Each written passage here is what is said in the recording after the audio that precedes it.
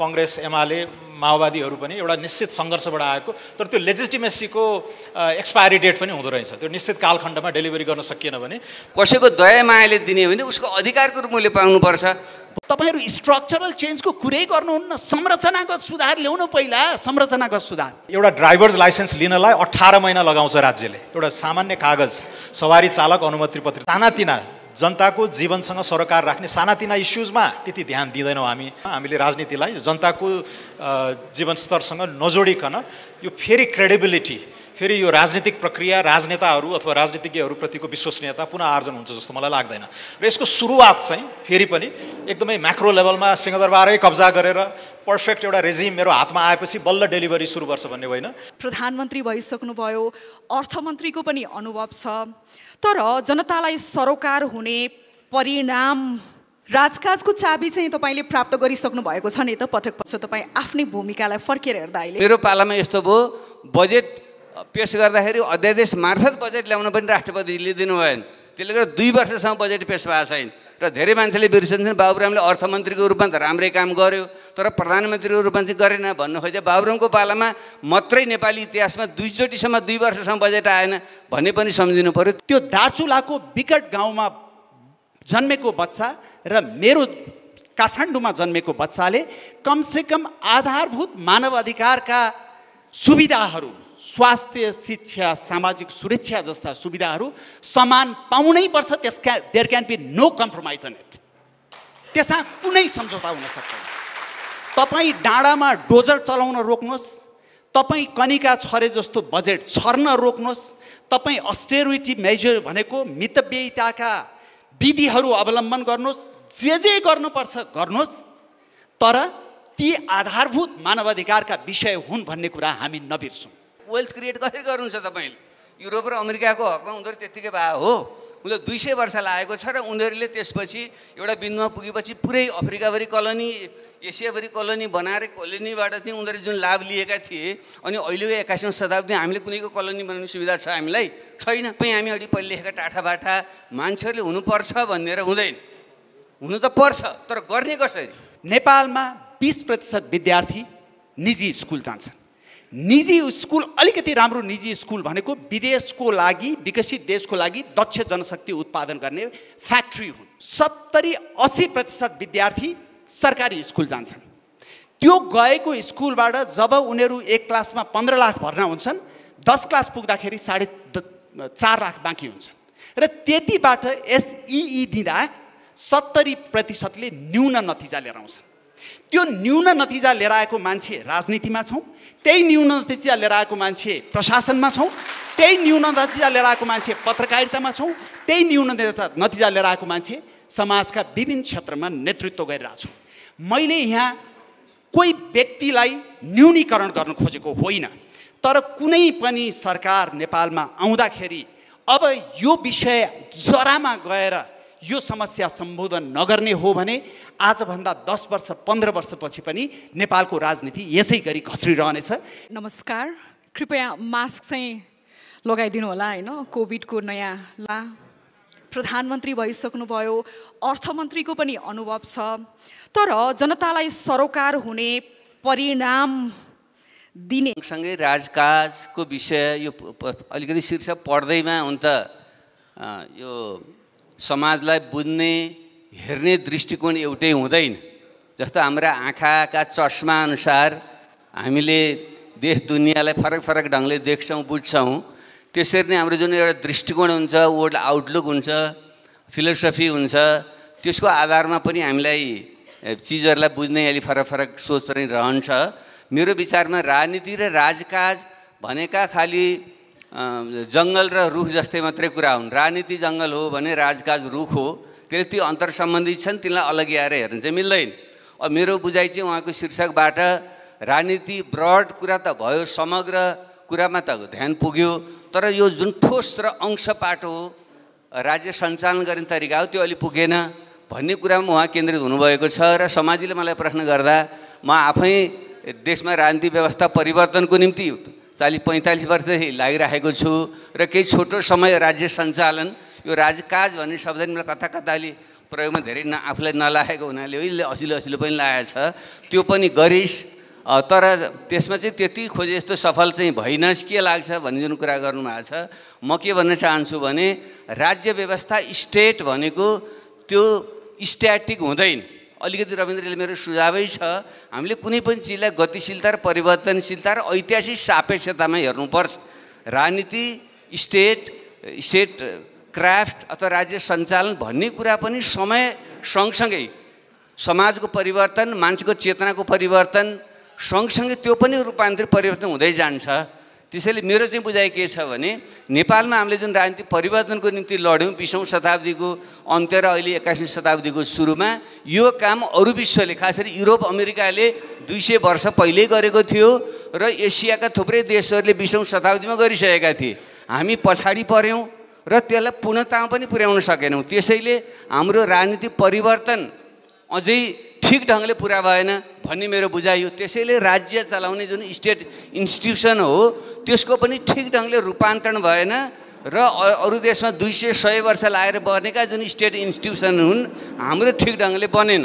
त्यो कारणले गर्दा नेपालमा राज्य सञ्चालन ठिक ढङ्गले भइरहेको छैन भन्ने मेरो बुझाइ हो। फेरि पनि हामीले यसलाई सच्याउँदै जान सकिन्छ। रविन्द्रजीले जे विषय उठाउनु भएको छ त्यसलाई ध्यानमा दिएर हामीले सच्याएर जान पर्छ भन्ने मेरो मान्यता छ। हुँदै भएन, सक्दै सकिएन भन्ने बुझाइ चाहिँ अलि सही हुँदैन कि भन्ने मेरो बुझाइ हो। छोटो अर्को प्रश्न, ल राजकाजको चाबी पाइसक्नु भएको कारणले गर्दा नि, त्यो चाबी त हात पारिसक्नु भएको छ नि, राजकाजको चाबी चाहिँ तपाईँले प्राप्त गरिसक्नु भएको छ नि त पटक पछि तपाईँ आफ्नै भूमिकालाई फर्केर हेर्दा अहिले? अब यो सापेक्षता हो। त्यो पनि जति बेला म अर्थमन्त्री बने 2065-66मा गणतन्त्र नेपालको पहिलो सरकार बनेको थियो र त्यति बेलाको मुख्य काम भनेको संविधान निर्माण, शान्ति प्रक्रिया र शान्ति यो सेना समायोजन यी लगायतको व्यवस्थापन प्रमुख कुराहरू थिए। राज्य सञ्चालन गर्नु र आर्थिक विकास समृद्धिको दिशामा अगाडि बढ्ने कुरा सहायक मात्रै थियो। त्यो पनि एउटा मात्रै कार्यकाल, एउटा मात्रै बजेट पेश गरेको हुनाले धेरै गर्न त सकिएन, तैपनि त्यसले एउटा सुरुवात राम्रै गरेको थियो भन्ने चाहिँ मलाई चाहिँ लाग्छ। जहाँसम्म पछि म यो 68-69मा जब म प्रधानमन्त्री बने, फेरि त्यो पनि 9 महिनै थियो मेरो वास्तवमा औपचारिक ढङ्गले, अर्को 9 महिना त एउटा प्रकारको अन्तरिम जस्तो थियो।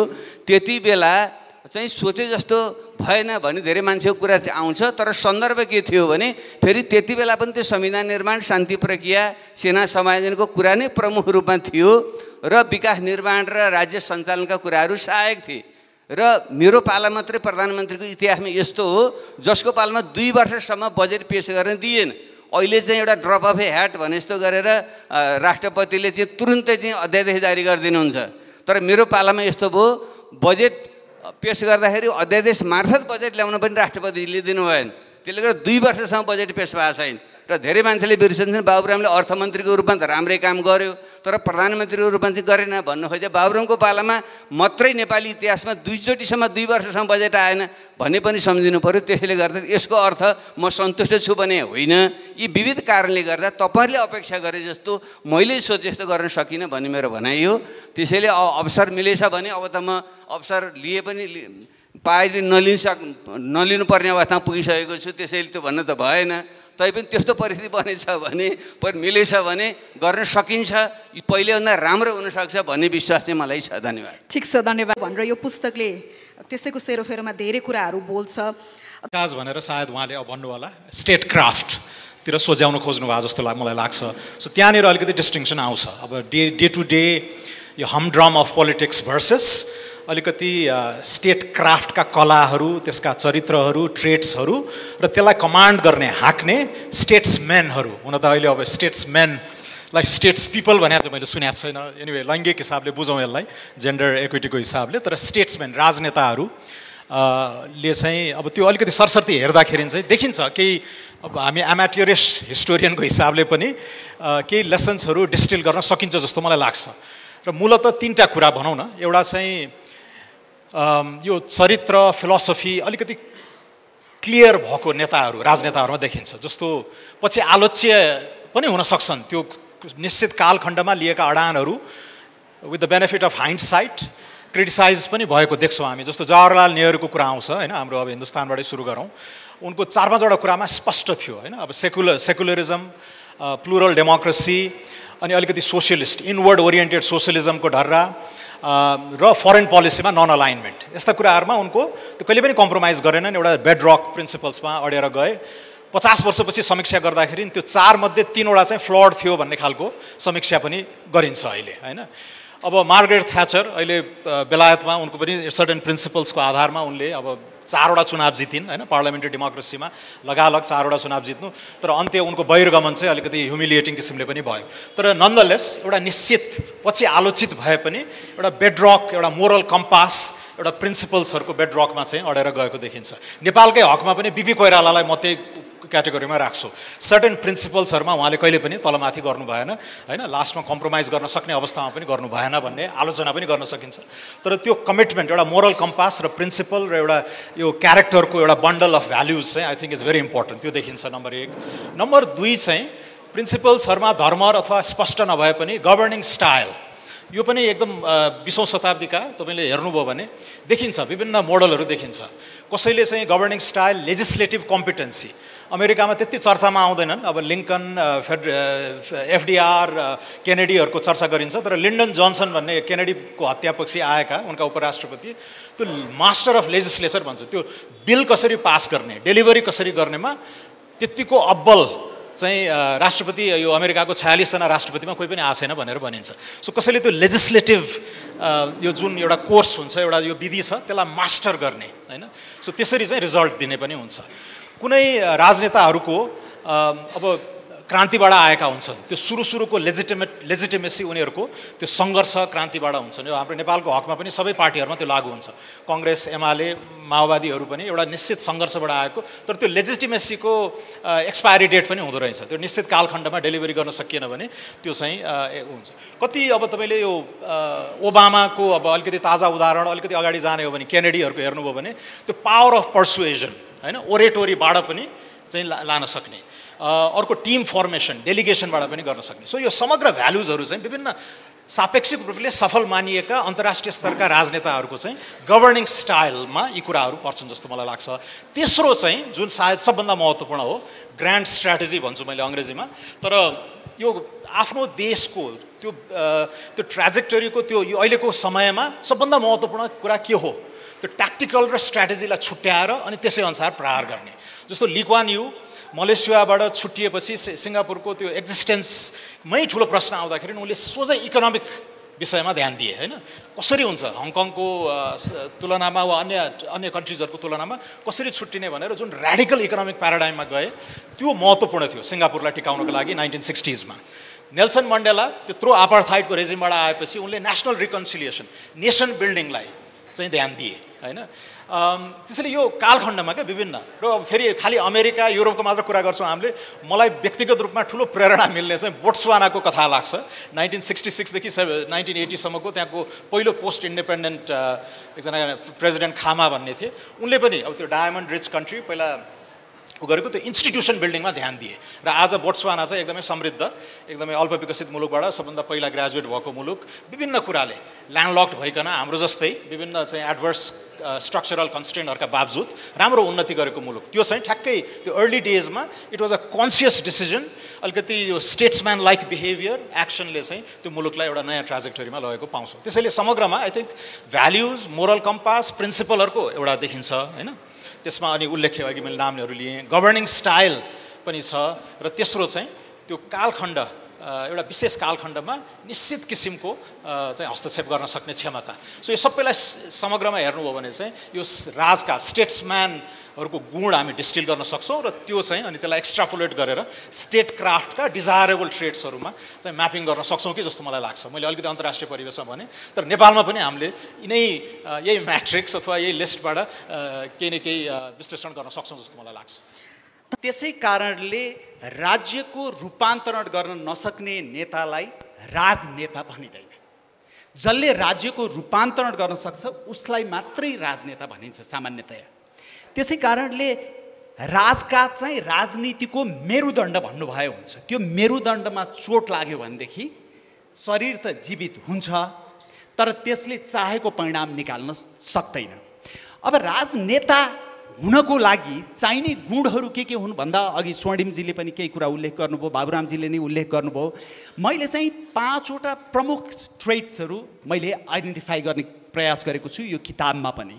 त्यो सबै पूर्णतामा नहुन सक्छ, तर अंशको रूपमा चाहिँ त्यो हुनै पर्ने रहेछ, सन्तुलनको रूपमा। जस्तो राजनेता, रूपान्तरणकारी राजनेता हुनको लागि इमान्दारी चाहिन्छ, क्षमता चाहिन्छ, सामान्य सुझबुझ, कमन सेन्स, कहाँनिर कसरी के गर्ने भन्ने कमन सेन्स चाहिन्छ, सँगै विचार चाहिन्छ र दूरदृष्टि चाहिन्छ।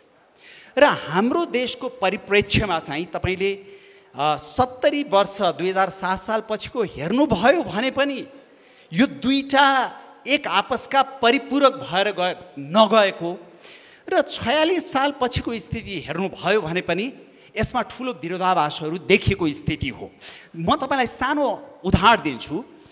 यो राजकाजको कुरा गर्दाखेरि तपाईको राजनीति लोकतन्त्रमा प्रवेश गरिसकेपछि, मैले लोकतन्त्र नभएको ठाउँको कुरा गरिनँ, लोकतन्त्रमा प्रवेश गरिसकेपछि त्यो प्रवेश गरेको चरणमा साँच्चीकै जग बलियोसँग हाल्ने नेता भयो भनेदेखि त्यसले पछिसम्म राम्रो नतिजा दिँदो रहेछ।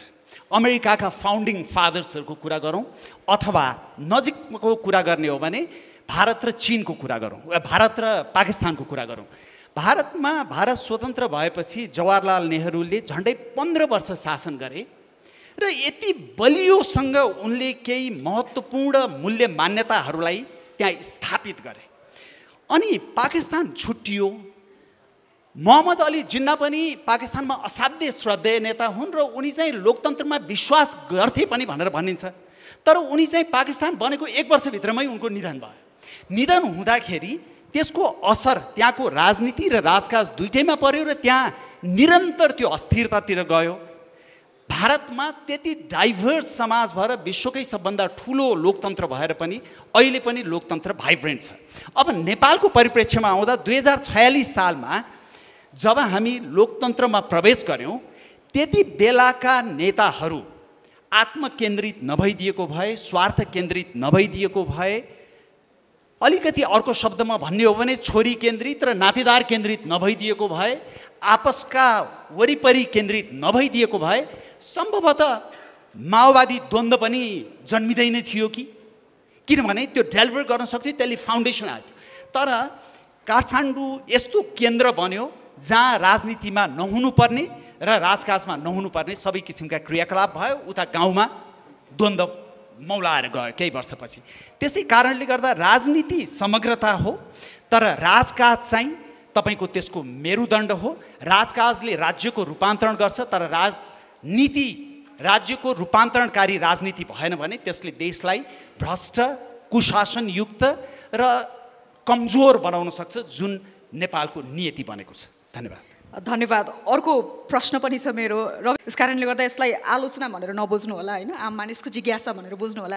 जस्तो नि तपाईँले पुराना दलका नेताहरूलाई चाहिँ राजनीति जानेका भनिकाहरूले राजनीति बिगारिदिएको हुनाले हामी जस्ता राजनीति नजानेका भनेकाहरू राजनीति गर्न आउनु पर्यो। एउटा कुरा। दोस्रो कुरा, राजनीति कुन चरणमा सुरु गर्ने? कसैले विद्यार्थी कालदेखि नै सुरु गर्छन्, कसैले अलिकति पेशागत जीवन बिताएपछि सुरु गर्छन्। अघि स्वर्णिमजीले लेक वान युको उदाहरण दिनुभयो। उहाँले पढेर आएर ब्यारिस्टर भएर पछि केही समयपछि राजनीति सुरु गर्नुभयो। तर सिङ्गापुर जस्तो देश जो अस्तित्वमै रहन सक्छ कि सक्दैन भनिएको देशलाई आमूल रूपमा रूपान्तरण गरिदिनु भयो। उहाँको एउटा उनी एकदमै पावरफुल वक्ता पनि हुन्।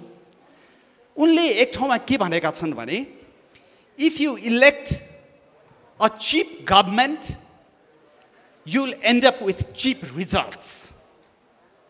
र नेपालमा दुःखका साथ भन्नुपर्छ, समग्रतामा, मैले यसलाई जेनरलाइज गरेको नसम्झिनु होला, ओभरअल भन्नुपर्दा yes, we have been electing cheap government and ending with cheap results. Thank you. धन्यवाद। अब उहाँहरूको राजनीतिक सिप त अब यो कल्याणकारी लोकतन्त्रको प्रस्तावना भनेर पुस्तकमा एउटा निबन्ध नै लेख्नु भएको छ।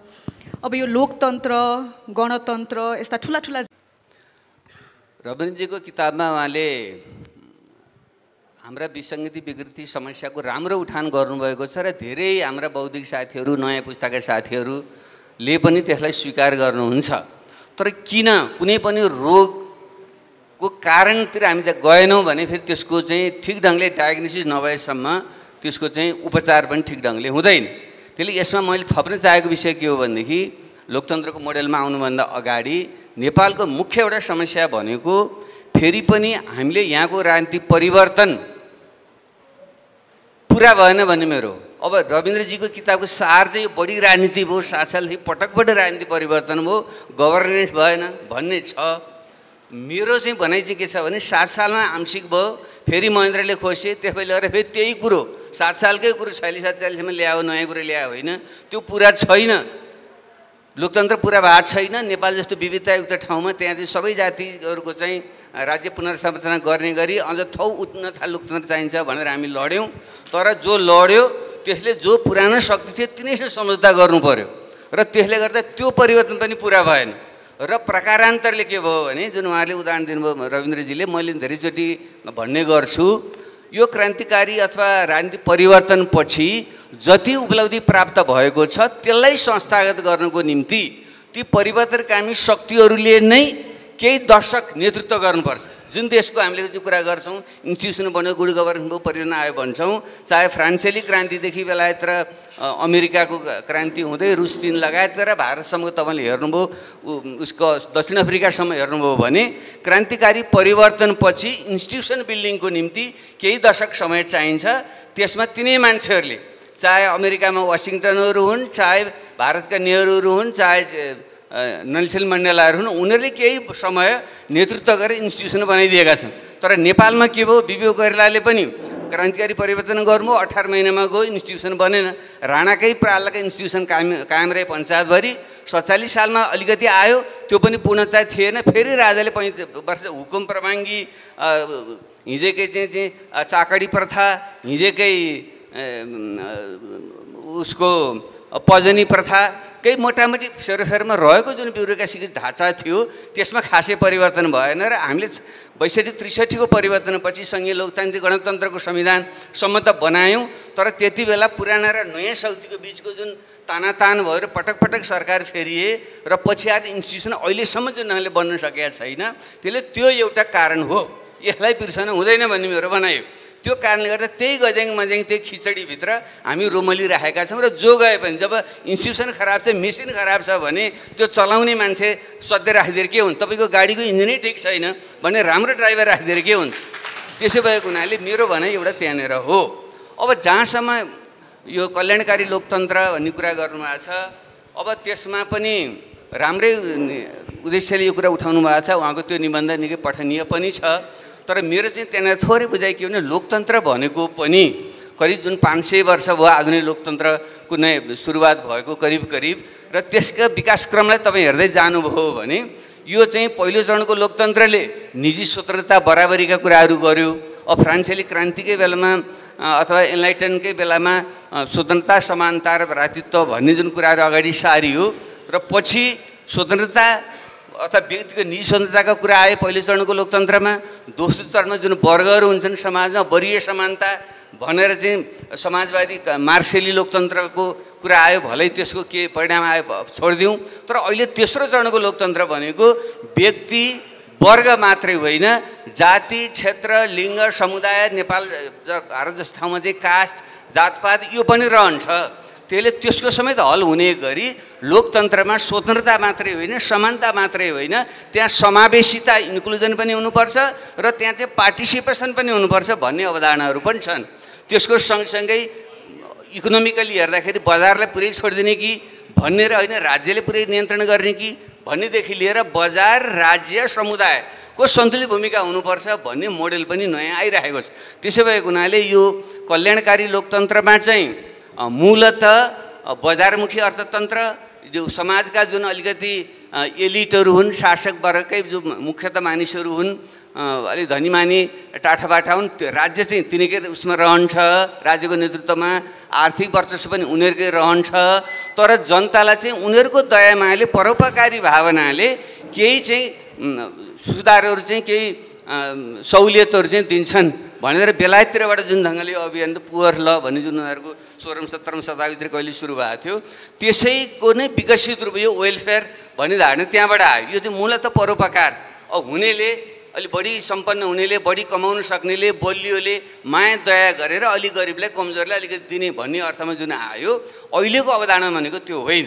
त्योभन्दा माथि उठेको सबैले आफ्नो अधिकार पाउनुपर्छ, कसैको दया मायाले दिने भने उसको अधिकारको रूपमा पाउनुपर्छ भनेर सोसियल एउटा सेक्युरिटी, समाजको एउटा दायित्व, राज्यकै दायित्व हुन्छ। सबैले बुढेसकालमा गरिबी भोकमारीबाट चाहिँ सुरक्षा पाउनुपर्छ भन्ने सोसियल सेक्युरिटीको अवधारणा र सबै बराबर हुन्छन्, जाति क्षेत्र लिङ्गको आधारमा चाहिँ भेद गर्न हुँदैन भनेर चाहिँ सामाजिक न्याय, सोसियल जस्टिसका अवधारणा पनि अगाडि आइसकेका छन्। त्यसैले हामीले सोसियल वेलफेयर अथवा वेलफेयर इकोनोमिक्स अथवा वेलफेयर स्टेटभन्दा माथि गएर यो सामाजिक न्याय र सामाजिक सुरक्षा सहितको लोकतन्त्र जो चाहिँ इन्क्लुसिभ, समावेशी र सहभागितामूलक पनि हुन्छ, त्यो उच्च ठाउँमा अहिले हामी पुगेका छौँ। त्यसै भएको हुनाले यो अवधारणाभन्दा अलि माथि उठेर मात्रै हाम्रो देशको समस्या हल गरेर जानुपर्छ कि यो ठिक छ सुरुवात चाहिँ, तर यति पर्याप्त छैन, अगाडि बढ्नुपर्छ मेरो भनाइ हो। ठिक छ, धन्यवाद। अघि सकेन, अहिले हेर्दा सबै दलको यो कोर एसेन्स त त्यही नै देखिन्छ नि, घोषणापत्रमा त त्यही नै भन्छन्।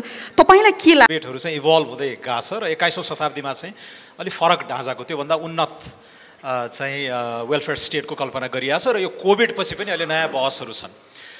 यो सोसल सेक्युरिटी भनेको खालि पेलिएटिभ, दुःख परेका मान्छेलाई यसो दिने ट्याक्स एन्ड ट्रान्सफर मात्र होइन कि यसलाई इन्भेस्टमेन्टको रूपमा नै हेर्नुपर्छ, अब लगानीकै रूपमा हेर्नुपर्छ भनेर सोसल प्रोटेक्सनमा एकदमै ऱ्याडिकल, करिब 20-25 वर्ष अगाडि पनि ऱ्याडिकल मानिने विधिहरू चाहिँ पोलिसी प्रेस्क्रिप्सनहरू अहिले आइराखेका छन् होइन। युनिभर्सल बेसिक इन्कमदेखि लिएर यावत कुराहरूमा साथीहरूले फलो गरिराख्नु भएकै छ अब वेस्टर्न कन्ट्रिजहरूमा। तर यसको ओरिजिन चाहिँ करिब 100 वर्ष अगाडि उहाँहरूले भन्नुभएको जस्तै अब बिस्मार्कले नै हो। वृद्ध भत्ता हामी कहाँ नेपालमा खुब बहुचर्चित छ, ओल्ड एज पेन्सनहरू 1880s होइन जर्मनीबाट आयो। त्यहाँबाट यो एक्सिडेन्ट इन्स्योरेन्स अनि डिसेबिलिटी इन्स्योरेन्स जस्ता कुराहरू बिस्तारै एकदम लो लेभल अफ डेभलपमेन्ट पनि स्क्यान्डिनेभियन मुलुकहरूले सुरु गरे। तर यसलाई मूलतः फर्मलाइज गरेको चाहिँ 1942 मा विलियम बेभरेजले हो, बेलायतको कन्टेक्स्टमा, र सेकेन्ड वर्ल्ड वार पछि चाहिँ यसलाई विधिवत लागू गरियो। तर 50 वर्षको अनुभव पछि चाहिँ एउटा नयाँ अब डेभलपमेन्ट इकोनोमिक्समा लेसन के हो भन्दा यो धान्न सकिन्न कि, यो खालको यो बढ्दै जाने, यो धान्न नसकिने हो कि, त्यसैले यसलाई यसको रिफर्म हुनुपर्छ भन्ने चाहिँ जुन अनि एसियन कन्ट्रिजहरू चाँडै क्याचअप गरे होइन 1990-2000 पछि। अनि उनीहरूमा चाहिँ यो ठ्याक्कै युरोपेली मोडलको वेलफेयर स्टेट चाहिँ ट्रान्सप्लान्ट गर्न हुँदैन, यसलाई नयाँ ढङ्गले लानुपर्छ भन्ने। सो यो निरन्तर अगाडि एउटा उन्नत किसिमले अगाडि बढिरहेको डिबेट छ। अब नेपालको हकमा चाहिँ आई थिङ्क हाम्रो संविधानले अलिकति अग्रगामी किसिमले नै धेरै कुराहरू लेटरमा राखेको छ, तर हाम्रो यो I think it's quite divorced from हाम्रो यो रिसोर्स अभाइलेबिलिटी होइन, हाम्रो यहाँको इकोनोमिक ग्रोथको त्यो डाइनामो, त्यो इन्जिन नै चलायमान नभइकन धेरै कुराहरू चाहिँ खालि वितरणमुखी हिसाबले आश्वासन मात्र दिने, नारा राजनीतिमा चाहिँ चुनावहरूमा नारा मात्र बन्ने गर्दाखेरि त्यो अलिकति फ्रस्ट्रेसन, अलिकति रिजेन्टमेन्ट अनि नेताहरूको विश्वसनीयतामा आइरहेको ह्रास त्योसँग जोडिन्छ जस्तो मलाई लाग्छ। त्यसैले तर सेन्सिबली एकदम लो लेभल अफ डेभलपमेन्टमा पनि हामीले एउटा धान्न सक्ने वेलफेयर स्टेटको खाका चाहिँ जानुपर्छ र हाम्रो अब इनइक्वालिटीको विषय, एब्सोल्युट पवर्टीको विषय, सोसियल मोबिलिटीको विषय इत्यादिमा चाहिँ त्यो विभिन्न औजारहरू छन्। अब अहिले म डिटेलमा म जान्न, यसबारेमा 6 महिना अगाडि मेरो एउटा विस्तृत अन्तर्वार्ता पनि आएको थियो नयाँ पत्रिकामा, त्यसमा पनि हेर्नु होला साथीहरूले। तर यसमा अलिकति नयाँ ढङ्गले चाहिँ लानुपर्छ। तर यो it's a starting point. Rabindraji अब 20 वर्ष 22 वर्ष बेलायत बस्नुभयो, त्यहाँबाट अलिकति इन्सपायर्ड पनि भएर त्यसका एलिमेन्टहरू, कोर टेनेट्सहरू चाहिँ नेपालमा लागू गर्नुपर्छ भन्ने त्यो झल्कन्छ उहाँको यो च्याप्टरहरूमा। शिक्षा, स्वास्थ्य, रुल अफ ल, गभर्नेन्सका विभिन्न पाटाहरू होइन, अनि त्यसमा पनि अब कन्फ्लिक्ट अफ इन्ट्रेस्टदेखि लिएर यावत कुराहरूमा त्यो युनिभर्सलाई तपाईँले एनालाइज गर्नुभयो भने त्यही वेलफेयर स्टेटका हुनुपर्ने शिक्षा, स्वास्थ्य, आवास, यातायात, सार्वजनिक यातायात, पर्यावरण जस्ता विषयहरूमा चाहिँ राज्यको एकदमै अग्रगामी भूमिका हुनुपर्छ भन्ने खालको जुन प्ली छ, त्यसमा मेरो आधारभूत सहमति छ। तर मोडालिटीमा यो सबै राज्यले होइन, अब यहाँ एउटा ड्राइभर्स लाइसेन्स लिनलाई 18 महिना लगाउँछ राज्यले, एउटा सामान्य कागज, सवारी चालक अनुमति पत्र, तानातिना जनताको जीवनसँग सरोकार राख्ने सानातिना इस्युजमा त्यति ध्यान दिँदैनौँ हामी। द्याट्स बिनिथ अस, यो टु डल एकदम। यो चाहिँ हामी ठुला त्यो day to day bread and बटरको इस्युजमा हामीले राजनीतिलाई जनताको जीवनस्तरसँग नजोडिकन यो फेरि क्रेडिबिलिटी, फेरि यो राजनीतिक प्रक्रिया, राजनेताहरू अथवा राजनीतिज्ञहरूप्रतिको विश्वसनीयता पुनः आर्जन हुन्छ जस्तो मलाई लाग्दैन। र यसको सुरुवात चाहिँ फेरि पनि एकदमै म्याक्रो लेभलमा सिंहदरबारै कब्जा गरेर पर्फेक्ट एउटा रेजिम मेरो हातमा आएपछि बल्ल डेलिभरी सुरु गर्छ भन्ने होइन। अमेरिकाको एउटा इम्पर्फेक्ट युनियन भन्ने शब्द आज पनि उच्चारण गर्छन्। ट्रम्पले झन्डै स्वाहा पारिदिएको थियो त्यत्रो 200 वर्ष 50 वर्ष पुरानो डेमोक्रेसीलाई पनि। भनेपछि it's a work in progress रहेछ। यो लोकतन्त्र चाहिँ कन्स्टेन्टली रिफाइन गर्दै हार्डवर्कबाट रिफाइन गर्दै जानुपर्ने हुन्छ। बाबुरामजीले जुन आशय प्रस्तुत गर्नुभयो, हामीले खोजेको जस्तो आएन त्यही भएर गर्न सकिएन भन्न मेरो हल्का विमति छ त्यसमा चाहिँ। यसलाई रिफाइन गर्दै लाने हो, रिफाइन गर्दै लानुपर्छ र खाकामा चाहिँ हामी सही ठाउँमा आएको छौँ जस्तो मलाई लाग्छ। त्यसैले यो इन्टर्नल प्लम्बिङमा अब युवा पुस्ताहरूले पनि होइन लागेर यसलाई नयाँ ढङ्गले लानुपर्छ। तर त्यो खाका भनेको के हो भन्दाखेरि राजनीतिक रूपले उदार, सामाजिक रूपले एउटा चाहिँ समन्यायिक, एउटा जस्ट सोसाइटीतिर र इकोनोमिक रूपले चाहिँ अब प्रस्परस होइन। त्यसैले यो लिबरल, जस्ट र प्रस्परस डेमोक्रेसीको खाका चाहिँ हामी कहाँ छ। अब त्यसैलाई भित्रभित्र रिफाइन गर्ने हो। फेरि यो प्रति पनि इम्पेसेन्ट भएर अब अर्को प्रयोगतिर जाउँ भन्ने त्यो लग्जरी चाहिँ हाम्रो पुस्तालाई छैन जस्तो मलाई लाग्छ। चाहन्छु सबभन्दा पहिला कल्याणकारी राज्य भन्ने बित्तिकै कतिपयले यो चाहिँ परोपकार हो, परोपकार भनेको अरूलाई माया दया गर्ने हो भनेर आम रूपमा बुझिन्छ। अहिले पनि अलिकति बाबुरामजीले त्यसैलाई सङ्केत गर्नुभयो। परोपकार भनेको चाहिँ पूर्णतः सामाजिक कन्सेप्ट हो, सामाजिक अवधारणा हो। वेलफेयर स्टेट भनेको पूर्णतः राजनीतिक अवधारणा हो। यो दुईटा फरक छ र सुसंस्कृत समाज बन्नको लागि समाज परोपकारी र राज्य कल्याणकारी हुन नितान्त जरुरी छ, एक नम्बर। दोस्रो नम्बर, जब हामी समावेशिताको एउटा समानताको कुरा गर्छौँ, समान अधिकारको कुरा गर्छौँ र मानव अधिकारको कुरा गर्छौँ, हामी के कुरामा प्रष्ट हौँ भने मानव अधिकार भनेको लोकतान्त्रिक अधिकार मात्रै होइन। मानव अधिकार भनेको दार्चुलाको विकट गाउँमा जन्मेको बच्चा पनि नेपाली हो, काठमाडौँमा मेरो परिवारमा जन्मेको बच्चा पनि नेपाली हो। नेपाली भएको नाताले त्यो दार्चुलाको विकट गाउँमा जन्मेको बच्चा र मेरो काठमाडौँमा जन्मेको बच्चाले कमसेकम आधारभूत मानव अधिकारका सुविधाहरू, स्वास्थ्य, शिक्षा, सामाजिक सुरक्षा जस्ता सुविधाहरू समान पाउनै पर्छ। There can be no compromise on it. त्यसमा कुनै सम्झौता हुन सक्दैन।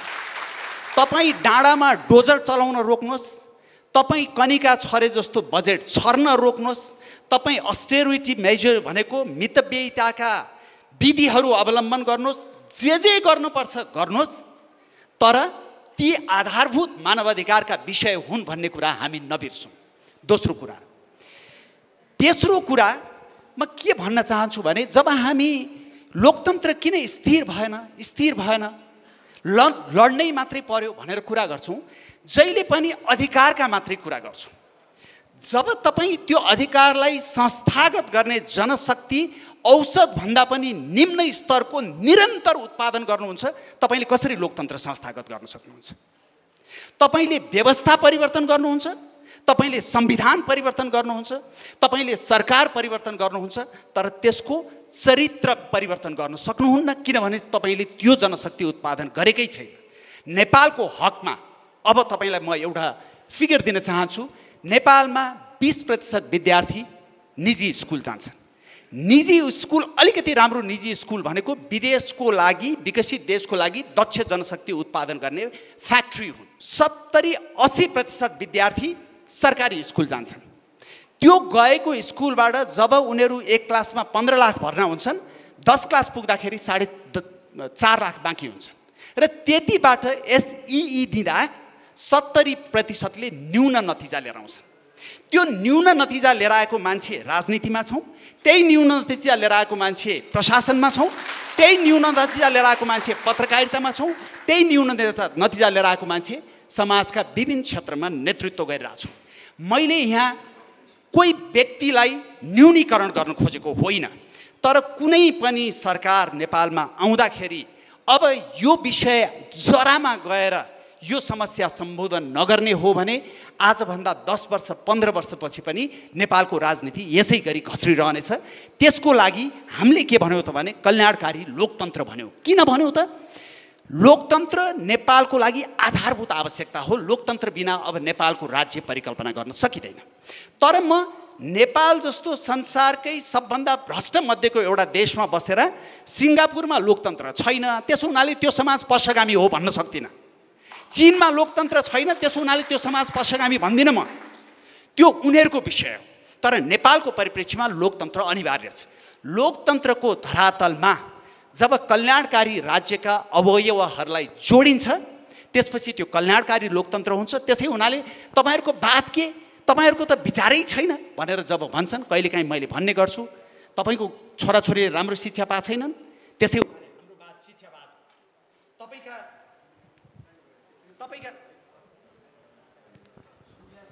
तपाईँका छोराछोरीले राम्रो बाबुआमाले राम्रो स्वास्थ्य सुविधा पाएका छैनन् त्यसो हुनाले हाम्रो बात स्वास्थ्यवाद। तपाईँको घरमा बिजुली आउँदैन त्यसो हो भने हाम्रो बात बिजुलीवाद हो। तपाईँको परिवारले सामाजिक सुरक्षा पाएको छैन त्यसो हुनाले हाम्रो बात सामाजिक सुरक्षावाद हो भनेर भन्छौँ। ली कुआन यूको बात के थियो? महाथिर मोहम्मदको बात के थियो? केजरीवालको बात के हो? अथवा अहिले तपाईँको जो बाइडेनको बात के हो? अस्ति मात्रै हामीले कल्याणकारी राज्यको कुरा गऱ्यौँ। बाइडेनले खरबौँ डलरको बालबालिकालाई सहयोग गर्ने, रोजगारी सृजना गर्ने, पूर्वाधार निर्माण गर्ने प्याकेज ल्याए। अमेरिकालाई हामी पुँजीवादी एकदम साम्राज्यवादी देश भनेर गाली गर्छौँ।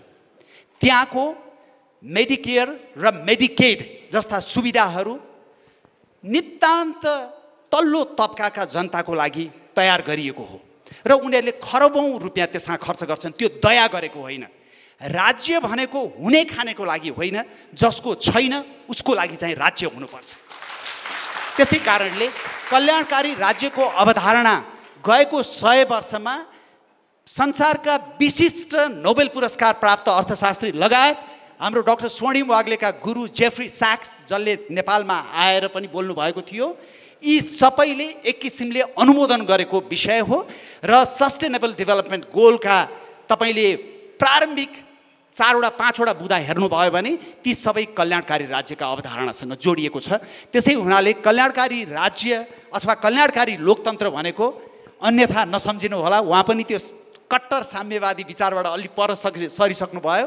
कल्याणकारी लोकतन्त्र भनेको तपाईँको त्यो स्वर कल्पना, साम्यवादी स्वर कल्पना होइन। कल्याणकारी लोकतन्त्र भनेको तपाईको समाजलाई सङ्कुचित पार्ने शास्त्रीय समाजवाद पनि होइन। कल्याणकारी लोकतन्त्र भनेको समाजवाद र पुँजीवाद दुवैका राम्रा विशेषतालाई अङ्गीकार गरेर अगाडि बढ्ने मध्य मार्ग हो, जसलाई अलिकति एक किसिमले भन्ने भने हत्या गर्न थाचर र रेगनले निकै प्रयास गरेका थिए तर सकेनन्। ट्रम्पले पनि अलिकति गरेकै हो तर पनि भएन। त्यसो हुनाले यो चाहिँ लामो अनुभवबाट के देखियो भने राज्यको चरित्र कल्याणकारी हुनैपर्छ भन्ने देखियो। त्यसैमा जोड दिन खोजिएको हो। Thank you. यसमा मेरो अर्को एउटा पूरक प्रश्न पनि छ। तपाईँले कल्याणकारी लोकतन्त्र भनेको चाहिँ यो पुस्तकमा पनि तपाईँले त्यो तुलना गर्नुभएको छ कि सत्ययुग चाहिँ साम्यवाद जस्तै हो। त्यहाँ सबैजना हाँसी खुसी बस्ने होइन, लिने दिने चलिने रहन्छ, एकै ठाउँमा थुपार्ने, जसलाई चाहिन्छ त्यसले लिने भनेर। अब तपाईँले यो जुन कल्याणकारी लोकतन्त्र भन्नुभएको छ नि, अब यो तपाईँहरूको यो एजेन्डा त म सोध्दिनँ, धेरैले सोद्धा तपाईँलाई हैरान पनि भइसक्यो। राज्यको अथवा कल्याणकारी लोकतन्त्रका विशिष्ट नमुना भनेको स्क्यान्डिनेभियन कन्ट्रिजहरू नै हुन्। तर उनीहरूले पनि धनी भएपछि राज्य कल्याणकारी भएको होइन। न्यून आय हुँदाखेरि नै जुन स्तरमा सकिन्छ त्यो स्तरमा राज्यलाई कल्याणकारी बनाउँदै गएको हो। जस्तो सेकेन्ड वर्ल्ड वार पछि नै हो बेलायतमा नेसनल हेल्थ सर्भिस, जुन अहिले संसारकै सबैभन्दा प्रभावकारी तपाईँको राज्यले दिने स्वास्थ्य सेवा मध्येमा पर्छ, त्यो सुरु गरिएको। त्यसै गरी स्क्यान्डिनेभियन कन्ट्रिजहरूमा पनि उनीहरू सम्पन्न भएपछि गरेको होइन। अब नेपालको हकमा जब हामी कुरा गर्छौँ, नेपालको हकमा हामीले के बुझ्नु पर्यो भने हामीले तपाईको नेपालको परिप्रेक्ष्यमा के काम गर्न सक्छौँ। अहिलेको स्थितिमा हेर्यौँ भने बजेटको 10% शिक्षामा लगानी गरिएको छ र इन्टरनेसनल प्र्याक्टिस पनि के हो भने 17 to 20% त्यो सामान्यतया शिक्षामा लगानी गरिन्छ नै। भारतमै अहिले आम आदमीले झन्डै 22 to 24% शिक्षामा लगानी गरिराखेको छ। हामी कहाँ 10% छ। बीचमा एकचोटि 17% पुगेको थियो, तर त्यो 1 वर्ष 1.5 वर्ष मात्रै कायम रह्यो। स्वास्थ्यको अवस्था त्यस्तै छ। त्यसो हुनाले जोसँग पैसा छ उसले बाँच्न पाउने, जोसँग पैसा छैन उसले मर्नुपर्ने हुन सक्दैन। जोसँग पैसा छ उसले राम्रो शिक्षा पाउने, जोसँग छैन ऊ नपाउने हुन सक्दैन। त्यसै भएर मैले अघि पनि भने तपाईँले कसरी त खाका कसरी प्रस्तुत गर्नुहुन्छ भन्दा यति मात्रै बुझौँ। अहिले लामो छलफल गर्नलाई समय छैन। कुनै पनि सरकारले अब मानव अधिकारको आधारभूत अधिकारभित्र सार्वजनिक शिक्षा, निःशुल्क र गुणस्तरीय सार्वजनिक शिक्षा, स्वास्थ्य र सामाजिक सुरक्षालाई पारेन भनेदेखि नेपालको राजनीति औसतभन्दा न्यून जनशक्ति उत्पादन गरेर जहिले पनि घस्रिरहन्छ। यो कुरामा हामी प्रष्ट हौँ। त्यसको लागि हामीले जुन मैले एउटा शब्द प्रयोग गर्ने गर्छु फोकस प्लानिङ भनेर, त्यो फोकस प्लानिङ भनेको चाहिँ अब हाम्रो तपाईँले प्लानिङको इतिहास हेर्नुभयो भने यसरी छरपष्ट बजेट हामी छर्छौँ र असारे विकास भन्छौँ। अन्तिम आर्थिक वर्षको अन्त्यमा आएर हाम्रा अधिकांश बजेटको पैसा हामी खर्च गर्न उद्यत हुन्छौँ। हामीले केन्द्रीकृत हुनु पर्यो। केन्द्रीकृत भनेको यस्ता केही यो आयोजनामा केन्द्रित हुनु पर्यो जसले अर्थतन्त्रलाई उद्वेलित गरेर रोजगारी सृजना गरोस्। जस्तो हाम्रै छिमेकमा 3 Gorges ड्याम बनाउँदाखेरि खरबौँ रुपियाँ खर्च गरे, 13 लाख मान्छेलाई विस्थापित गरे, तर त्यसले त्यहाँको इकोनोमीमा जुन किसिमको असर पार्यो त्यसले त ठुलो असर पार्यो। दक्षिण कोरियाको मैले सोल बुसान राजमार्गको बेला बेला उदाहरण दिने गर्छु। तपाईँको 1 वर्षको बजेटको 25% बजेट त्यो 428 किलोमिटरको राजमार्ग बनाउनको लागि प्रयोग गरिएको छ। 25% बजेट। त्यसै गरी संसारमा अन्य आयोजनाहरू पनि हुन्छन्। नेपालमै भन्नुहोस् न, बुढीगण्डकी बनाउने हो भने चितवन काठमाडौँबाट नजिक पर्छ, फेवातालभन्दा 15 गुणा ठुलो ताल बन्छ। त्यसको पर्यटकीय भ्यालु के होला हैन? त्यस्ता किसिमका आयोजनाहरू अझ यहाँ बाबुरामजी हुनुहुन्छ, स्वर्णिमजी हुनुहुन्छ, उहाँहरूलाई सबै नै थाहा छ यसको बारेमा। यस्ता केही आयोजनामा फोकस गर्नु पर्यो जसले गर्दाखेरि नेपालको अर्थतन्त्र उद्वेलित होस्, रोजगारी सृजना होस्, त्यसले राष्ट्रिय पुँजी बढोस् र हामीले साँच्चीकै यो देशका विविध एकदमै विपन्न मानव विकास प्रतिवेदनमा तल परेका जिल्लाहरूमा लगानी गर्न सकौँ। मैले त भन्ने गरेको छु, भोलि साँच्चीकै यो देशका जनताले साथ दिएर हामी सरकारमा आयौँ भनेदेखि सबभन्दा पहिला 5 वर्षभित्रमा 500वटा बुढानी कण्ठशैलीको स्कुल हामी यो देशको सबभन्दा विपन्न क्षेत्रमा स्थापित गर्छौँ भन्छ। त्यसो भन्दा कसैले के भन्नुहुन्छ, तपाईँहरू स्ट्रक्चरल चेन्जको कुरै गर्नुहुन्न, संरचनागत सुधार ल्याउनु। पहिला संरचनागत सुधार कतिचोटि गर्ने 30 वर्ष 40 वर्ष संरचनागत सुधार गर्ने। नाच्न नजान्ने आँगन टेढो भने जस्तो हरेकचोटि हामी आफू नाच्न जान्दैनौँ, हामीमा इमान छैन, अनि हामी रेजिम चेन्जदेखि लिएर कन्स्टिट्युसनल चेन्जदेखि लिएर सधैँ त्यसैलाई परिवर्तन गरिराख्छौँ। त्यस्तो चाहिँ धेरै गर्नुहुन्न। यद्यपि अहिलेको संविधान पूर्ण छ भनेको होइन, त्यसमा सुधार गर्नुपर्ने पक्षहरू छन्। धन्यवाद। डाक्टर भट्टराईसँगै म आइहालेँ होइन भन्ने विषयमा विवाद भएन। हाम्रा पिता पुर्खाले धेरै पहिले सन्तु सुखिन सर्वे सन्तु निरामया सर्वे भद्राणी पश्यन्तु मा कश्चित् दुःखभाजना, यो 1000-3000 वर्ष पहिले भनेको थिएँ क्या नि। तर परिस्थिति अनुकूल हुनु पर्यो, त्यस अनुसारको साधन स्रोतको व्यवस्थापन गर्ने होइन, उत्पादन बढाउने, धन सिर्जना गर्ने, त्यसलाई लागू गर्ने चाहिँ इन्स्टिट्युसन बनाउने, त्यसमा जनताको सहभागिता सुनिश्चित गर्ने हुँदाखेरि त्यो हुन्छ। त्यसले यो हुनुपर्छ भन्ने कुरो ठुलो कुरो भएन। बसेर आँखा चिम्लिएर अलिकति पढे लेखेको मान्छेले बसेर चाहिँ एउटै दिन गऱ्यो भने राम्रो योजना बन्छ। प्रश्न कहाँनिर हो भने समाजमा त विविध प्रकृतिका मान्छेहरू छन्। हाम्रो समाज यति विविधतायुक्त छ, हिमाल पहाड तराई मधेसका विविध जाति समुदायहरू छन्। तपाईँको राज्यका चेहरा हेर्नु, यहीँ पनि तपाईँले हेर्नुहोस्, एउटै समुदायका हामी 70-80% छौँ, त्यसको जनसङ्ख्या 30% होला, र अरूको तपाईँले हेर्नु अनुहार यहाँ छैन। पुरुष र महिला आधा 51% महिला छन्, 50% पुरुष छन्, र हाम्रा यी सबै यस्तै यहीँ पनि अन्यथा नमान्नुहोस्, हेऱ्यौँ भनेदेखि 80% पुरुष र 20% महिला होलान्। र अरू दलित भनेर जसलाई हामीले झन्डै 18-20% हेलाङ गरेका छौँ त्यसको यहाँ 1% पनि सायद छैन। र त्यसरी जो श्रमिक हो, जुन किसानमा आश्रित भएर बसेको 65% जनता हो, जो विदेश जानले बाध्य भइरहेको, त्यसका प्रति हामी कति छौँ? त्यसले मैले भन्नु खोजेको के हो भने राम्रा यो हुनुपर्छ भन्नको निम्ति तपाईँ हामी अघि पहिले लेखेका टाठाबाठा मान्छेहरूले हुनुपर्छ भनेर हुँदैन।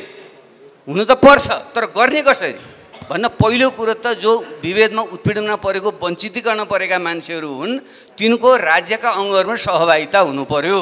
समावेशिता, इन्क्लुजन र पार्टिसिपेटिभ डेमोक्रेसीको कुरा नगरेसम्म राज्यका सबै अङ्गमा र पार्टीका पनि सबै अङ्गहरूमा यी सबै समुदाय, वर्ग, जाति, क्षेत्र, लिङ्गको चाहिँ प्रतिनिधित्व तपाईँले नगराएसम्म जतिसुकै तपाईँले राम्रा चिल्ला कुरा गरे पनि व्यवहारमा लागु हुँदैन। दया मायाले कसैलाई दिने होइन। हामी भन्न आएको छौँ नि यो गरे म गरिदिन्छु, मैले किन गर्छु कसैलाई भन्नुहोस् त? यो जुन सोसियल सेक्युरिटी र आदिका वेलफेयरको कुराहरू आयो युरोप अमेरिकामा, त्यहाँ लडेर सङ्घर्ष गरेर आइरहेछ। अहिले मात्रै अमेरिका जस्तो ठाउँमा संसारको सबभन्दा धनी प्रति व्यक्ति आए, धनी $70-80 हजार, $1 लाख जति करिब पुगेको छ। त्यहाँ पनि जो यो एमाजोन सबभन्दा मालिक संसारको 1 नम्बर धनी छन्, तिनले त्यहाँका मजदुरहरूलाई ट्रेड युनियन राइट नदिएर त्यही विषयमा विवाद चलिरहेको छ। आज बिहान मात्रै एउटा चाहिँ मैले हेरिरहेको थिएँ, उनले चाहिँ आफ्नो चाहिँ मजदुरहरूको निम्ति अधिकार पाउनुपर्छ भने ती लडिरहेछन्। त्यसरी लडेपछि बाध्य भएर हुने खाने वर्गले, समुदायले, जातिले, लिङ्गले अधिकार दिन्छ। इतिहासको नियम यो हो। त्यसैले टाठाबाठा मान्छेले यो हुनुपर्छ भन्ने कुरामा धेरै समय खर्च नगरौँ भन्ने मेरो भनाइ। त्यसको निम्ति तपाईँ हामी साँच्चै भित्र हो भने ती मान्छेलाई सत्तामा पुर्याउनु, पहिले पार्टीमा पुर्याउँ। हाम्रो सबै पार्टीमा यी सबै समुदाय, लिङ्ग, क्षेत्रको चाहिँ समानुपातिक प्रतिनिधित्व गराउँ। अनि राज्यका अङ्गहरूमा तिनीहरूको पनि पूर्ण रूपले समानुपातिक नहोला, नजिक पुर्याउँ न। त्यसपछि तिनीहरूलाई शिक्षा सबैलाई निःशुल्क र अनिवार्य हुनुपर्छ। त्यो सबैको राइट हो, किन त्यो ह्युमन राइट हो, जन्मसिद्ध राइट हो। स्वास्थ्य सबैको राइटको रूपमा तिनीहरूले पाउनुपर्छ। अहिले सिद्धान्त त हाम्रो संविधानमा अलिक सङ्केत छ, तर त्यसको निम्ति चाहियो त आर्थिक उपार्जन पनि गर्नु पऱ्यो। हाम्रो डाक्टर वागले वरिष्ठ अर्थविज्ञ हुनुहुन्छ। हामी डिस्ट्रिब्युसनको कुरा म आएँ भने यो गरिदिन्छु त्यो गरिदिन्छु, डिस्ट्रिब्युसन कुरा त गरिदिन्छौँ हामीले। धन उपार्जन, वेल्थ क्रिएट कसरी गर्नुहुन्छ तपाईँले? युरोप र अमेरिकाको हकमा उनीहरू त्यत्तिकै भए हो। उनीहरूले 200 वर्ष लागेको छ र उनीहरूले त्यसपछि एउटा बिन्दुमा पुगेपछि पुरै अफ्रिकाभरि कलोनी, एसियाभरि कलोनी बनाएर कोलोनीबाट चाहिँ उनीहरूले जुन लाभ लिएका थिए, अनि अहिलेको 21औं शताब्दी हामीले कुनैको कलोनी बनाउने सुविधा छ हामीलाई? छैन। यो देशभित्रैको साधन स्रोत शक्तिको प्रयोग गरेर धन आर्जन गर्नु छ। अर्को हामीले चाहिँ चर्चा पटक्कै के गर्दैनौँ भने जियो पोलिटिक्सको हामी चर्चा गर्दैनौँ। ठुलो र साना देशहरूको बिचमा, दुईवटा ठुला अजिङ्गरको बिचमा जुन हामी छौँ, उदयमान त्यत्रो ठुलो शक्तिको रूपमा उनीहरू अगाडि बढे। देशभित्रको जुन विविधता र एकदम अल्प विकासको चाहिँ दुष्चक्रमा हामी चाहिँ परिराखेका छौँ। यो चाहिँ भू राजनीतिको जुन भुमरीभित्र हामी छौँ, त्यसबाट कसरी व्यवस्थापन गर्ने त्यो बारे सोचेका छौँ। हाम्रा उद्योग धन्दाहरू चाहिँ किन टिक्दैनन्? प्रतिस्पर्धा गर्न सक्दैन। 1.5 अर्ब जनसङ्ख्या भएको, त्यो फेरि औद्योगिकरण भएको भारत एकापट्टि, 1.5 अर्ब विश्वको 1 नम्बर अर्थतन्त्र अर्कोपट्टि, highly technologically qualified manpower भएको ठाउँ छ, हामीले प्रतिस्पर्धा गर्न सक्दैनौँ। अनि यो भएन भने त्यसको व्यवस्थापन कसरी गर्ने? अनि त्यसपछि बल्ल वेल्थ क्रिएट भयो, धन आर्जन भयो भने अनि त्यसपछि वितरण गर्ने हो, सोसियल सेक्युरिटी दिने हो। त्यो पनि तपाईँ र मैले दया गरेर होइन, त्यो जनताले माग गर्छ। उसको जो राज्य सत्तामा पार्टिसिपेसन हुन्छ त्यहाँ दबाब सिर्जना गर्छ, अधिकारको रूपमा उसले लिन्छ। हो, यसरी जाउँ मैले भन्नु खोजेको। त्यसैको निम्ति यो पवित्र भावना राख्ने हामी जस्ता केही मान्छे अब अलिकति सुकिला मुकिला हुन पुगेका छौँ। हामी त आएका धुस्रे मुस्रे नै हो। हामी यहाँ बस्दै अलिकति हुन पुगेका छौँ। तपाईँ हामीले आफूले मात्रै यो ठेक्का नलिउँ। हामीले त्यो भुइँ तहमा भएको जुन जनता छ, अहिले पनि गाउँमै बस्छ 80% जनता, अहिले पनि 65% जनता खेतीपाती नै गर्छ, अहिले पनि 60-65 लाख युवा विदेशमै जान्छ। त्यसलाई कसरी सहभागी बनाउने हो, त्यो ढङ्गले सोचौँ। त्यस कारणले यो डेमोक्रेसी, यो सोसियल रिफर्म, इकोनोमिक डेभलपमेन्ट सँगसँगै जान्छन्। एउटाबाट अर्कोलाई उभ्याएर मुठीभर केही टाठाबाठा मान्छेले मात्रै हामी गरिदिन्छौँ भन्नेतिर गयौँ भने यो बुद्धि विलास चाहिँ हुन्छ, तर नेपाल बन्दैन। तर नेपाल बनाउन सकिन्छ। यो चेतना जुन जागृत भएको छ, गरौँ भन्ने मेरो चाहिँ आग्रह हो। धन्यवाद। त्यसमा अब स्पेसली यो उत्पादनमूलक उद्योग, कृषि त हामीले सब्सिस्टेन्स इकोनोमी आफै पाल्नको लागि गरौँला, तर अलिकति निर्यात जन्ने, अलिकति रोजगारी सिर्जना गर्नको लागि जुन स्केलमा जानुपर्छ र प्रतिस्पर्धा गर्नु पऱ्यो भने हामी ह्यान्डिक्याप 20-25% हाम्रो लागतै महँगो छ होइन? त्यसैले यस्ता चिजहरूमा जानु पऱ्यो जहाँ चाहिँ ती डिसएडभान्टेज होइनन्। त्यसैले अब हामीले भनिरहेकै चिजहरू हुन् तर सार्थक हस्तक्षेप गर्न सकेका छैनौँ। अब क्लिन एनर्जी एकदमै महत्त्वपूर्ण मुद्दा बन्दैछ अब होइन, 21औं शताब्दीमा क्लाइमेट चेन्जको जमानामा प्यारिस क्लाइमेट अकर्ड इत्यादि भयो। यो ल्यान्डस्केप अब टुरिज्म भन्छौँ तर मैले विस्तृत यो ल्यान्डस्केप मार्केटिङ भन्ने गरेको छु। अलि फराकिलो दृष्टि राख्यौँ भने त्यहाँ धेरै कुराहरू अटाउँछन्, ट्रेडेबल सर्भिसेसहरूका कुराहरू होइन, एजुकेसनल हेल्थ इन्स्टिट्युसन्सदेखि लिएर टुरिज्मका पनि विभिन्न आयामहरू भइहाले। Light high value to weight ratio भएका म्यानुफ्याक्चरिङमा पनि हामी जान सक्छौँ। मैले डाक्टर सन्दुक रोहितको उदाहरण दिने गरेको छु, हामी सँगै पनि छौँ बारबारा फाउन्डेसनमा। त्यो तिलगङ्गाको छेडीमा बनाइएका त्यो इन्ट्राओक्युलर लेन्स चिनिया लेन्सभन्दा 20-25% महँगो छ, तर त्यो छेडीबाट उहाँले 70वटा देशमा निर्यात गर्नुभएको छ। त्यो ब्रान्डले गर्दा, सन्दुक रोहितको पर्सनल ब्रान्ड र नेपालको हाम्रो राष्ट्रिय ब्रान्डले गर्दा मान्छेले तिर्छ 15-20%। तर यो राष्ट्रवादको नाममा कहिलेकाहीँ सुनिन्छ नि सबै कुरा संरक्षित गरौँ यहाँ तिर्छौँ भन्ने, त्यो पनि हुँदैन। फेरि 20-25% भन्दा प्रिमियम चाहिँ एउटा केही कालखण्ड लान सकिन्छ, तर त्यो गरिबलाई नै तिमीले महँगो तिर हाम्रो राष्ट्रवादको लागि भनेर त्यसरी त्यो खालको पर्भर्टेड इकोनोमिक पोलिसीतिर पनि हामी जान सक्ने छुट हामीसँग छैन। त्यसैले यो 5-7वटा आधारहरू छन् होइन। तर अघि आयो डाक्टर महत पनि मैले देखिरहेको थिएँ। अब यहाँ म श्रेय दिन चाहन्छु, नेपाली नेताहरूलाई कहिलेकाहीँ गाली मात्र गरिन्छ, अलिकति इकोनोमिक रिफर्ममा अलिकति ठुलै डिपार्चर, ठुलै धक्का र एउटा क्रमभङ्गता नै भनौँ न उहाँहरूको भाषामा चाहिँ 90sमा गरिएको थियो। र बाबुरामजीलाई पनि म अरू कुराहरूमा उहाँको समष्टिगत मूल्याङ्कन पछि हुँदै गर्ला पूर्वाधारमा उहाँले गर्नुभएको फोकस चाहिँ म त्यसलाई हाइलाइट गर्न चाहन्छु, जुन अब सायद इन्जिनियरिङ ब्याकग्राउन्ड भएर त्यतातिर गए पनि हुनसक्छ आर्किटेक्ट। त्यो कनेक्टिभिटीको मुद्दा असाध्यै महत्त्वपूर्ण छ, त्यो फेरि लागतसँग गएर जोडिन्छ होइन। त्यो cost of transaction, cost of doing बिजनेसलाई घटाउनको लागि पनि हामीले चाहिँ यो देशलाई जोड्नुपर्छ। अर्को हाम्रो जुन विविधतापूर्ण सामाजिक संरचना त छ तर भौगोलिक संरचना पनि। शेरबहादुर देउवाले बारम्बार भन्नुहुन्छ नि मैले 28वटा पुल बनाएँ, देशलाई कर्णालीलाई जोडेँ, सुदूरपश्चिमलाई देशसँग जोडेँ भन्ने। That's profound actually. उहाँलाई अरू कुरामा गाली गरे पनि त्यस्ता कुराहरूमा चाहिँ आई थिङ्क यो credit should be given where it's due. त्यसैले यो डिपार्चरहरू है तपाईँले फोकस प्लानिङ भन्नुभयो, त्यसमा पनि तपाईँको चाहिँ अलिकति म ग्वाममै पैसा हाल्थेँ भन्ने खालको आउँछ कहिलेकाहीँ। अब यसमा हाम्रो फोनमा कुरा पनि हुन्छ, त्यो मिल्दैन, त्यो लग्जरी छैन, किनकि यो ट्रेड अफहरू हुन्छन्, सबै कुरा छोड्न सकिन्न। र यसको क्लासिक उदाहरण अमेरिकाकै बजेट हेर्नुहोस् न, विश्वको GDP अहिले $90 ट्रिलियन जति छ होइन। ट्रिलियन भने 12वटा शून्य, $20 ट्रिलियन जतिको उनीहरूको चाहिँ GDP छ आफ्नो, 25% जति। त्यसको बजेट उनीहरूको $4-5 ट्रिलियन जति आउँछ। त्यो राष्ट्रपतिले स्वविवेकीय डिस्क्रेसनरी अथोरिटी जम्मा 10-15% मात्रै छ। $3-4 ट्रिलियन को बजेट बनाउँदा पनि त्यसरी 2 वर्ष लगाएर छानिएर आउने अमेरिकी राष्ट्रपतिले 10-12% रक्षामा जाँदो रहेछ, अनि अर्को 65-70% प्री कमिटेड प्रोग्राम्सहरू, सामाजिक सुरक्षाकै प्रोग्रामहरूमा मेडिकेयर, सोसियल सेक्युरिटी लगायतमा जाँदो रहेछ।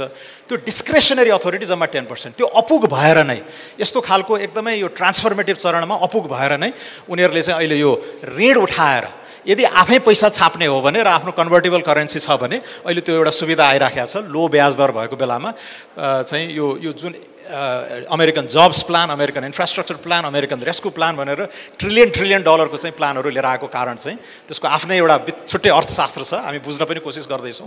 तर त्यो छुट अन्य मुलुकमा हुँदैन। हामीले त कर उठाएरै गर्ने हो, कि अनुदानबाट आउनु पऱ्यो, कि लगानीबाट आउनु पऱ्यो, कि यहीँबाट उठाउनु पऱ्यो, किनकि हाम्रो आफ्नै हार्ड करेन्सी छैन। एनिवे त्यो त्यतातिर नजाउँ, तर मैले भन्न खोजेको चाहिँ यो बिग ब्याङ्कको पनि ट्रेड अफहरू हुन्छन्, स्पेस लिमिटेड हुन्छ, तर भएको रिसोर्सलाई चाहिँ टार्गेटेड किसिमले प्रहार, जसरी उहाँले इन्फ्रास्ट्रक्चरमा गर्नुभयो, रामशरण महतहरूले चाहिँ सफ्ट पोलिसी र लेजिस्लेटिभ किसिमले त्यो इन्सेन्टिभको एजेन्डामा काम गर्नुभयो, त्यो खालको बिग थिङ्किङ चाहिँ हामीलाई चाहिन्छ जस्तो मलाई लाग्छ। र अहिलेको सरकारले पनि वास्तवमा त्यतातिर अझै बढी गर्न सक्थ्यो जस्तो मलाई लाग्छ। बाबुरामजीलाई बुवा तपाईँको पुस्ताले यो देशलाई के दियो, यो कविताको शीर्षक म यो वाचन गर्न चाहन्छु। र मैले भन्न खोजेको के हो भने हामीले साँच्चीकै यो परिवर्तन गर्न सकेनौँ भने यो प्रश्न अवश्य पनि हामीभन्दा मुनिको पुस्ताले गर्नेछ। कविताको शीर्षक भन्नुहोस् बुवा तपाईँको पुस्ताले यो देशलाई के दियो। धेरै वर्षपछि मेरा छोराछोरीले मलाई सोध्नेछन्, धेरै वर्षपछि मेरा छोराछोरीले मलाई सोध्दैछन्, बुवा तपाईँको पुस्ताले यो देशलाई के दियो। म बोल्नै लाग्दा लर्बराएको सुगा जस्तै लर्बराउने छु अनि पर्र भन्ने छु। म बोल्नै लाग्दा लर्बराएको सुगा जस्तै लर्बराउने छु अनि पर्र भन्ने छु। प्रजातन्त्र, लोकतन्त्र, गणतन्त्र, सङ्घीयता, धर्मनिरपेक्षता, समावेशिता सबै दियो। छोराले भन्ने छ त्यो त तपाईँ मलाई र हामीलाई दियो, तपाईँलाई लाग्छ कि हामी देश हौँ, देश हाम्रो मुटुमा छ? छोराले भन्ने छ त्यो त तपाईँ मलाई र हामीलाई दियो, तपाईँलाई लाग्छ कि हामी देश हौँ, देश हाम्रो मुटुमा छ? म पढ्नुपर्ने पाठ नपढी आएको स्कुले विद्यार्थी चाहिँ अकमकिने छु र अल्मलिँदै भन्ने छु, हो हामी नै देश हौँ, देश हाम्रो मुटुमा छ। अनि छोरी फिस्सा हाँस्ने छिन् र भन्ने छिन्, अनि छोरी फिस्सा हाँस्ने छिन् र भन्ने छिन्, बुवा तपाईँको निधार भ्याट शून्य छ, तपाईँको आँखा कर शून्य छ, आवाजमा अधर्म छ, शब्द असत्य छ, प्रार्थनामा पाप छ, पूजामा शराब छ, सदाचारको सूचीमा पुछारमा हराएको तपाईँ भन्नुहुन्छ हामी नै देश हौँ, देश हाम्रो मुटुमा छ? होइन होइन बुवा, होइन होइन। देश तपाईले पैसा चपाएको धुलाम्ने बाटोमा होइन, देश तपाईले महल ठड्याएको उर्वर माटोमा होइन, देश तपाईले न्याय मारेको अदालतमा होइन, देश तपाईले नैतिकता बेचेको सहर बजारमा होइन, देश देहातमा छ, देउराली र भन्ज्याङमा छ, देश मुगु मुस्ताङ र महोत्तरीमा छ, देश घाँस र दाउराको भारीमा छ, देश बोराले बारेको झुपडीमा छ, देश दाल किन्ने पैसा नभएर पानीमा मुछेको भातमा छ, देश रित्तो खल्तीका कारण सास गएको लासमा छ। अनि भन्नुहुन्छ तपाईको पुस्ताले सबै दियो, देश तपाईको मुटुमा छ? अनि भन्नुहुन्छ तपाईको पुस्ताले सबै दियो, देश तपाईको मुटुमा छ? एकपटक मुटुमा हात राखेर भन्नुहोस् बुवा तपाईको पुस्ताले यो देशलाई के दियो? छेपारो जस्तो रङ बदल्ने मान्छे दियो, सुत्केरी भत्ता खाने पुरुष सांसद दियो, चप्पल लाउने नेतालाई महलको मान दियो, विमानस्थलमा सधैँ झर्ने आँसुको डल्ला दियो, लाउडा दियो, थमिजा दियो, काण्डै काण्डको श्रृङ्खला दियो, सुकेको दुधको मुन्टो लिएर कर्णालीमा हामफाल्ने आमा दियो, मुसहर बस्तीको एक्लो रुखमा बिहानै झुन्डिने बुवा दियो। अनि भन्नुहोस् बुवा तपाईको पुस्ताले यो देशलाई के दियो? अब भन्नुहोस् बुवा तपाईको पुस्ताले यो देशलाई के दियो? म निशब्द भएपछि छोरीले बिस्तारै भन्ने छिन्, म निशब्द भएपछि छोरीले बिस्तारै भन्ने छिन्, बुवा चित्त नदुखाउनु होला, तपाईको पुस्ताले भएको पनि सबै लियो, मेरो आत्मा लियो, मेरो सम्मान लियो, मेरो नेपालीत्व लियो, मेरो देशभक्ति लियो, बदलामा 10औं लाख भोका पासपोर्ट दियो, कोही बस्नै नचाहने देश दियो। भन्नुहोस् बुवा तपाईको पुस्ताले यो देशलाई के दियो? धेरै धेरै धन्यवाद। भएन भन्ने लाग्यो। अब उहाँकै यही कविता हो भने मैले सुने, उहाँले भन्नुभएको छ उहाँका छोराछोरी विदेशमा पढ्दैछन्, ती छोराछोरी फर्केर आउँदैनन्। त्यसले मैले के भन्न चाहन्छु भने मेरा छोराछोरी, मेरो त नाति पनि जन्मिसक्यो, उसलाई म के भनिरहेको छु भने हाम्रो पुस्ताले गर्यो तर पूर्ण भएको छैन, अपूर्णता छ, त्यो पुरा गर्ने काम तिम्रो हो बाबु नाति भनेर मैले नातिलाई भन्दैछु। किनभनेदेखि बेलायतले 17औं शताब्दीमा यो परिवर्तनको सुरुवात गरेको थियो। ग्लोरियस रेभोल्युसन हो 1789मा 89मा भएको थियो। फ्रान्स लगायतका युरोपले 19औं शताब्दीमा हाम्रो जस्तो क्रान्ति गरेको थियो 200 वर्ष पहिले। एसिया अफ्रिकाका देशहरूले 20औं शताब्दीमा गरेका थिए। हामी मात्रै यस्तो देश हो जसले 21औं शताब्दी सुरुमा गर्यो। त्यसैले ढिलो हाम्रो भएको थियो पहिले, त्यसलाई हाम्रो पुस्ताले पुरा गर्यो। अब बाबु नानी हो यहाँ बस, खेल मैदान बनेको छ, बनाएका छौँ हामीले, भलै त्यो भाङ्गो टुङ्गो छ, यसलाई सम्याऊ, यसलाई बनाऊ, यसलाई राम्रो खेल फल्छ, नेपाल बन्छ। मेरो सन्देश त्यो हो। धन्यवाद।